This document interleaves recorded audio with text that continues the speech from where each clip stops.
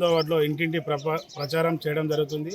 ఎటు చూసినా రమేష్ అన్నని బ్రహ్మరథం పడుతున్న మా 8వ వార్డు ప్రజలకు ప్రత్యేకంగా మేము కృతజ్ఞతలు తెలుపుతున్నాము.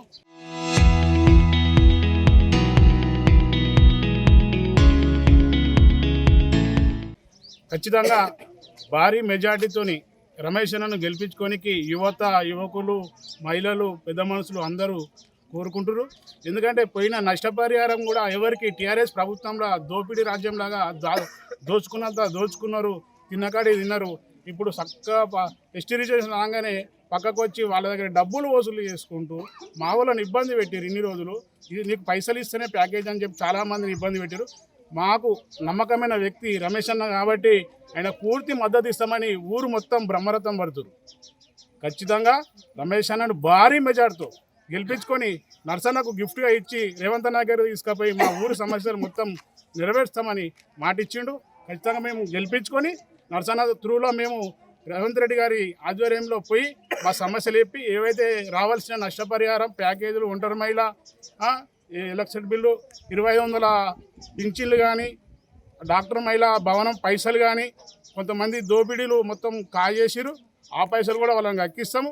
ఇంకా వేరే వచ్చే అమౌంట్ ఏదైతే ఉందో మహిళా మండలం కట్టిస్తామని కూడా మాట ఇచ్చారు. ఎలక్షన్లు అయిపోయిన త్వరలో కమిటీ వాళ్ళు కూడా మాట ఇచ్చారు. నర్సన్న గారు ఖచ్చితంగా మేము నర్సన్న ఆధ్వర్యంలో రమేష్ అన్నను భారీ మెజార్టీతో గెలిపించుకుంటామని కోరుకుంటున్నాం.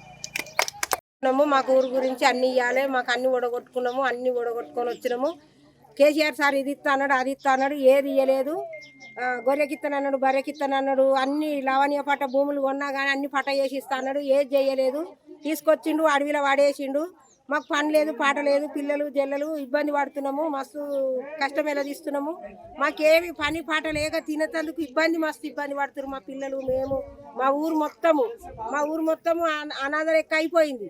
మాకు ఏం ఇయ్యలేదు, లావణ్య పట్ట భూమికి ఇయ్యలే, బోల్రకి ఇయ్యలే, ఏదానికి ఏక మమ్మల్ని ఎలగొట్టిండు, తెచ్చిండు, అడవిలేసి ఇక తినేటోళ్ళు తిన్నారు, తాగేటోళ్ళు తాగిరు, మంచిగా అయ్యేటోళ్ళు మంచిగా అయ్యారు. ఇక ఏం లేని వాళ్ళు మంచిగా అయ్యారు కానీ మాకు ఉన్న వాళ్ళకి ఏది ఇయ్యలేదు. మాకు 2500 ఇస్తానన్నాడు, అది ఇయ్యలే. ఇది ఇస్తా అన్నాడు, ఇది ఇయ్యలే. ఏది ఇయ్యక మమ్మల్ని అన్నీ ఇట్లా చేసిండు, ఆగం చేసిండు మమ్మల్ని. ఇక అడవిలో తోలిండు. ఇంటికి ఒక డ్యూటీ ఇస్తా అన్నాడు, అది ఇయ్యలే. మళ్ళీ పిల్లలకు పైసలు ఇస్తా అన్నాడు, అవి ఇయ్యలే. 18 ఏళ్ళకు ఏది ఇయ్యలే. భూములు రాలేదు మాకు పిల్లలకు, రూములు ఇచ్చేటోళ్ళకి రూములు ఇయ్యలే, ఇండ్లు ఇచ్చేటోళ్ళకి ఇండ్లు ఇయ్యలే. చాలా మందికి ఇండ్లు కాగితాలు పెద్ద మనుషులు పట్టుకున్నారు, మరి కేసీఆర్ ఇయ్యలేదా? ఇచ్చినాక మరి నడమ పెద్ద మనుషులు పట్టుకున్నారు తెలియదు. చాలా మందికి ఇండ్లు వచ్చేది ఉంది, ప్లేట్లు వచ్చేది ఉంది, పిల్లలకు ప్యాకేజ్ వచ్చేది ఉంది. అన్ని సహకరించాలి మాకు. ఈ సమస్యలన్నీ రమేష్ తీరుతాడని రమేష్ నిలబెట్టుకున్నాం. రమేష్ కోటేసి గెలిపించుకుంటాం. సోదరులు, మా గ్రామ ప్రజలకు, చెల్లెలకు, అక్కలకు, తమ్ముళ్లకు నా ధన్యవాదాలు. ఈరోజు మేము 8వ వార్డు గజ్వేల్ మున్సిపాలిటీ పరిధిలో 8వ వార్డుల ప్రచారానికి వచ్చిన వల్ల మేము ఈ అవకాశం మా కాంగ్రెస్ పార్టీ ఎస్టీ రిజర్వేషన్ కల్పించినందుకు ధన్యవాదాలు. మేమేందంటే మల్లన్న సాగర్ ముప్పు గ్రామాలైన మేము మా గజ్వేల్ మున్సిపాలిటీలో ఉన్నాం కాబట్టి మాకు అవకాశం కలిగించింది. ఈ అవకాశం ఎస్టీ రిజర్వేషన్ వచ్చింది కాబట్టి మేము ఆ ఎస్టీ తరఫున నేను పోటీ చేస్తున్నాను. నా పేరు ముగ్గురు రమేష్, నేను మాజీ ఉప సర్పంచ్ని.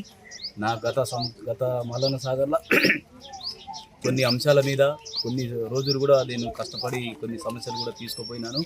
ఈరోజు కూడా అదే సమస్యల మీద నేను వచ్చి పోరాడతానని చెప్పి మా గ్రామ ప్రజలకు నమ్మకంతో నేను మాటిస్తూ, నేను మా మల్లన్న సాగర్ బాధితులకు ప్యాకేజీలు కానీ, 18+ కానీ, ఇంకోటి భూనివాసులకు సంబంధించిన జాగా కానీ, ఇంకో మా ముసలి వాళ్ళకు కొంతమందికి రాలేదు, కొంతమందికి ఇల్లు రాలేదు. ఆ సమస్యలను మా గవర్నమెంట్, కాంగ్రెస్ గవర్నమెంట్ ఉంది కాబట్టి నన్ను భారీ మెజార్టీతో గెలిపించాలని మా గ్రామ ప్రజలకు కోరుతూ, ఈ సమస్యలను నేను ఆ గవర్నమెంట్ దగ్గర తీసుకుపోయి, ఏ సమస్యలను దగ్గర నేను తీసుకుపోయి కొట్లాడి మా వాళ్ళకి తెస్తా అని చెప్పి మాటిస్తూ, నాకు ఏ గల్లీలో పోయినా, ఏ వార్డులో పోయినా మొత్తం కన్నీళ్ళే అన్న. ఇప్పుడు నేను ఏడికి పోయినా కానీ సమస్యలతో అంటే గత సంవత్సరాల నుంచి ఏం కన్నీళ్ళతో ఏం జరిగిందో సరే నాకు మొత్తం తెలుసు కాబట్టి నేను ఆ సమస్యలను తీర్స్తా అని నేను మా గ్రామజలు మాట తీసుకుంటూ ముందటికి వెళ్తున్నా. ఈ బ్రహ్మరథంతో మా ప్రజలు నా ఎంబడ వస్తుందని చెప్పి కోరుతున్నాను. ఇందులో అప్పుడు గ్రామ సర్పంచులు ఉన్నారు కాబట్టి ఆ చిన్న సమస్యలలో ఒక కుటుంబంలాగా ఉండే, కానీ ఇది సమస్య పెద్దది కాబట్టి ఇది మున్సిపాలిటీ అంటే ఇది పెద్ద సమస్య కాబట్టి నేను కౌన్సిలర్గా గెలిపించి ఈ మున్సిపాలిటీ చైర్మన్లకు కానీ గ్రామ ఊళ్ళకు మున్సిపాలిటీ పరిధిలో ఉన్న అధికారులతో కొట్లాడి నేను ఏ సమస్యలను తీర్చడానికి నేను రెడీ ఉన్నానన్న. అది మా గ్రామ ప్రజలు ఏంటంటే నమ్మకంతో నన్ను గెలిపిస్తున్నారని చెప్పి నేను భావిస్తూ నా వాళ్ళ నమ్మకాన్ని నేను బొమ్ము చేయకుండా నేను వాళ్ళ నమ్మకం మీదనే నేను కొనసాగించాలని కోరుతున్నాను. పింఛన్లు కానీ వాళ్ళకు సంబంధించింది R&R కాలనీ ప్యాకేజీలు కానీ ఆ ప్లాట్లు కానీ వాళ్ళకు వచ్చే నష్టపరిహారం కానీ ఇవన్నీ నేను కొట్లాడి తెస్తానని చెప్పి మాటిస్తూ మా ఊళ్ళో ధన్యవాదాలు. మా ఇదివరకు దాకా వచ్చి 7 సంవత్సరాలు అయింది. 7 సంవత్సరాల నుంచి ఒక గుడి కంప్లీట్ కాలేదు, ఒక బడి కంప్లీట్ కాలేదు. ఇప్పుడు కొన్ని డ్రైనేజీ సమస్యలు ఉన్నాయి, అన్ని రోడ్లు కంప్లీట్ కాలేదు, వాటర్ ప్రాబ్లం ఉన్నాయి, కొన్ని ఎలక్ట్రిసిటీ కూడా కొన్ని కరెంటు పోల్లు కూడా రాలేదు, కొన్ని పైప్ లైన్ రాలేదు. మాకు కనీసం మేము ఊళ్ళో సమస్య మాట్లాడుకునేకి ఒక భవనం లేదు, మేము శ్మశాన వాటిక లేదు. మాకు ఇప్పుడు వచ్చే సమస్యలు ఇవి, శ్మశాన వాటిక లేదు. ఈ నిర్వాసితులకు ఒక్కరికి కూడా ఒక భూమి లేదు కాబట్టి వీళ్ళు ఉపాధి లేకు బయటికి వెళ్తే రోడ్ ఎక్కితేనే వీళ్ళకి పని. వాళ్ళకు ఏదన్నా కంపెనీలు చిన్న మినీ ఇండస్ట్రీ సంబంధించింది కానీ అది తీసుకుపోయి మాట్లాడతామని చెప్పి నేను మా గవర్నమెంట్ నుంచి కోరుతున్నాను. నేను ఈ సమస్యలన్నీ ముందు తీసుకోపోతానని చెప్పి మాటిస్తూ గవర్నమెంట్ ద్వారా నేను తీసుకొస్తానని చెప్పి మాటిస్తున్నాను. Local to global news at your finger tips. మీ చేతిలో ఒక ఆయుధం.